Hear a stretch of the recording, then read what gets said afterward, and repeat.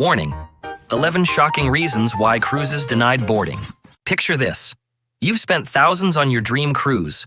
You fly halfway around the world, bags packed, passport in hand. You're finally at the terminal. And then the agent looks up and says the 4 words that destroy everything. Sorry, you can't board. And here's the shocking part. In 2025, it's not just expired passports or showing up late that get passengers turned away. People are being denied boarding for reasons you'd never expect. From the tiniest typo in your booking to your clothing, even your personal hygiene. Today, I'm counting down 11 shocking reasons cruises denied boarding in 2025. Some of these are so outrageous, you won't believe they're real. And trust me, you'll want to stick around until the end, because the last one could happen to anyone. Reason number 1.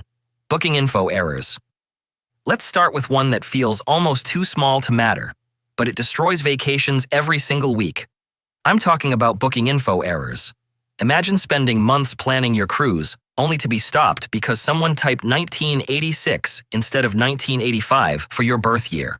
Or maybe your middle name didn't make it into the system. Immigration doesn't care if it's a typo. If the details on your booking don't match your passport exactly, you're not getting on that ship. And here's the worst part. These mistakes often slip through the cracks until the very last moment, when your details are sent off to port authorities. At that point, too late to fix it.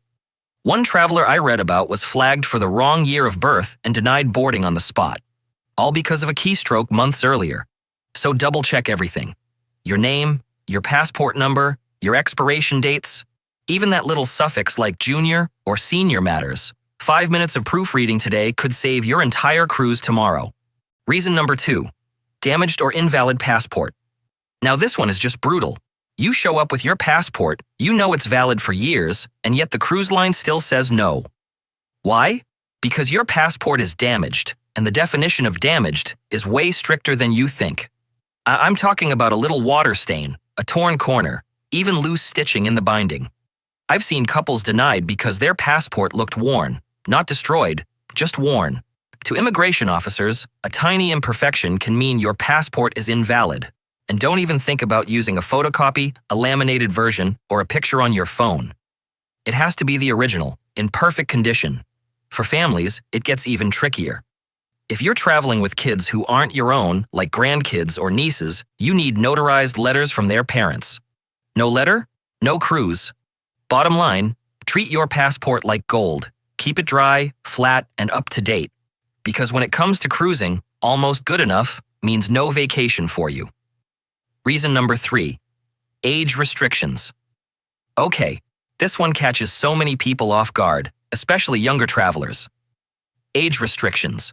Here's the rule most people don't know. If you're under 21, you usually cannot book or sail without someone older in your cabin. Most major cruise lines, Carnival, Norwegian, Royal Caribbean, require anyone under 21 to be accompanied by someone 25 or older. Doesn't matter if you've got the money, the tickets, and the ID. If you're under 21, you can't just roll up with a group of friends and expect to board. And it gets even messier because the rules change depending on where you're sailing. Royal Caribbean drops the age to 18 for cruises outside North America, but Carnival doesn't. Virgin voyages? Adults only? Minimum 18, period. Picture this. A group of college friends spends months saving for their dream graduation cruise. They arrive at the Miami terminal, boarding passes ready. Then, security checks their IDs. None are 21. The ship sails without them. No refund. No exceptions. So, before you book, check the minimum age rules for your cruise line and departure port. Because showing up too young will kill your vacation faster than anything else.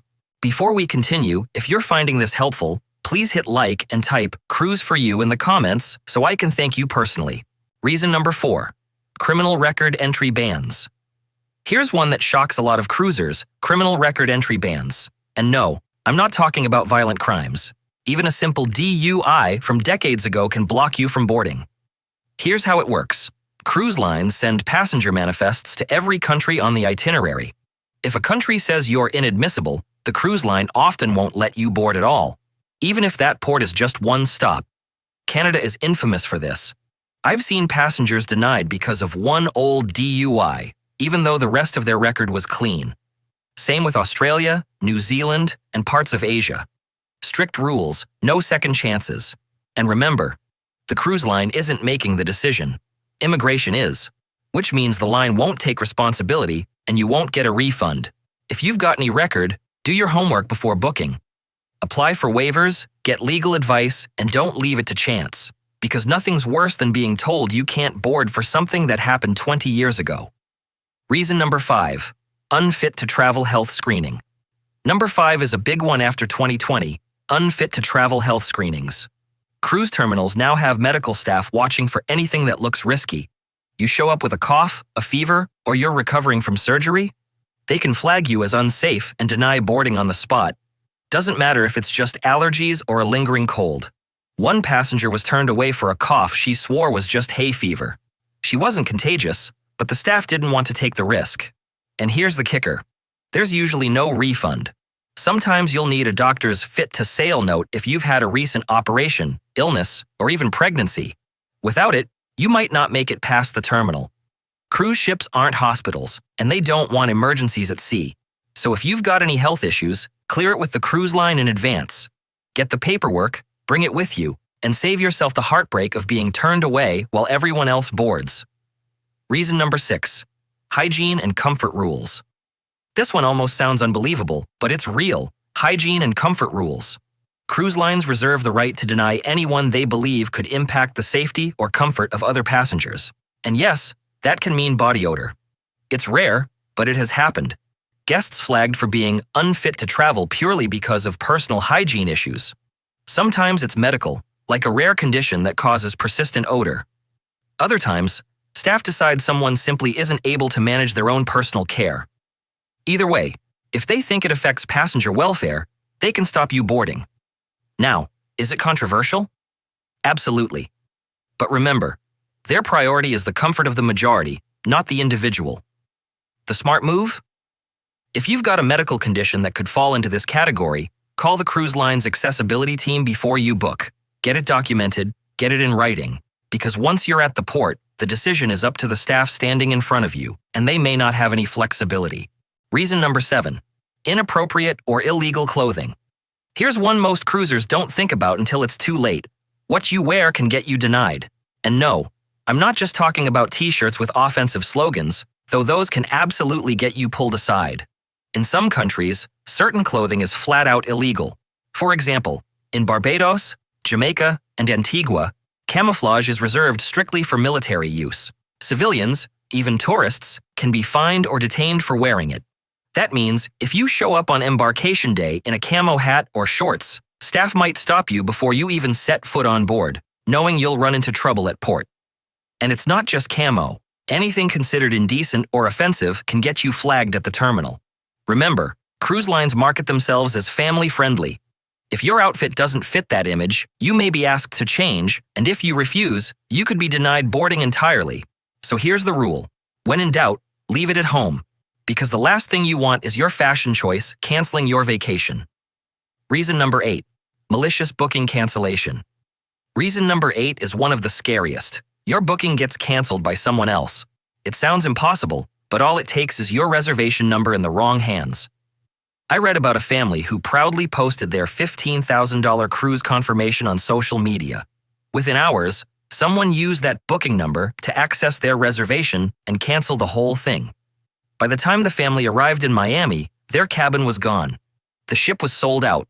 The line offered them a tiny inside room as a replacement, but their dream vacation? Gone. Think about that. One screenshot on Facebook, and months of planning and saving can vanish. That's how vulnerable these systems can be.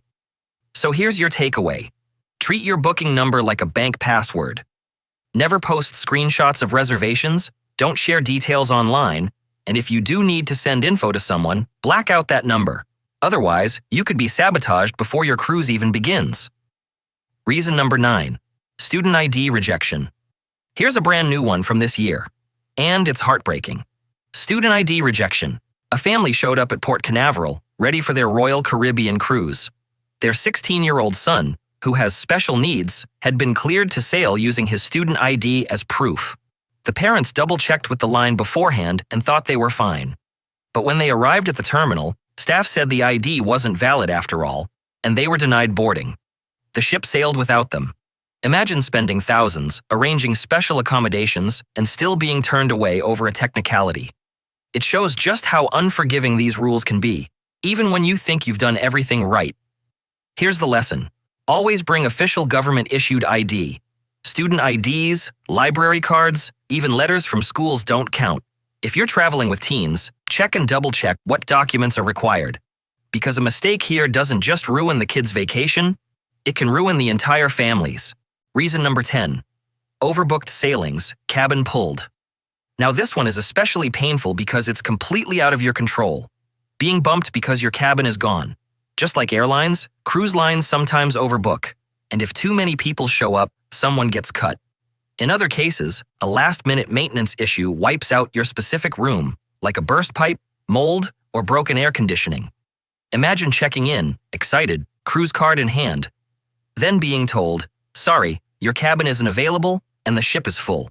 You're standing there with your luggage, watching other passengers board while your vacation disappears. Cruise lines will usually offer compensation, maybe a refund, maybe a future credit. But let's be real, that doesn't replace the vacation you'd been dreaming of. And unless you negotiate, the first offer is almost always the weakest. Your best protection? Avoid guarantee cabins, complete online check-in as early as possible, and book directly with the cruise line when you can. It won't eliminate the risk, but it makes you less likely to be the one left on shore. Reason number 11, skipping the muster drill. And finally, the denial that feels almost too silly to be true, skipping the muster drill. You've made it through security, you've boarded, you can practically taste that poolside cocktail. But then comes the mandatory safety drill. And some passengers decide they're too cool for it. They hide in their cabin, sneak off to the bar, or just ignore the announcements. Big mistake. The muster drill is required under international maritime law. No exceptions. Crew members will check cabins, call your name over the PA, and if you don't show, they deactivate your cruise card and escort you right back off the ship. That's it. No refund, no arguing, just you, standing on the pier, watching your ship sail away without you. So take the 15 minutes, stand through the drill, and then get back to your vacation. It's the easiest rule to follow, and the most embarrassing one to break. And on some cruises, you don't even have to physically go to the drill anymore. It's all done through an app. All you have to do is sign off at your muster station. Honestly, there's no excuse not to do it. So there you have it. 11 shocking reasons cruises denied boarding in 2025. From tiny typos to sabotaged bookings to rules you'd never expect, it's clear. If you don't double-check every detail, you could lose your vacation before it even starts. Have you ever heard of someone being denied cruise boarding? Or had it happen to you? Drop your story in the comments. I'd love to hear it. And hey, if this video helped you, give it a like, and don't forget to subscribe for more tips before your next sailing. The YouTube algorithm thinks you'll enjoy the video on screen now. I'll see you over there.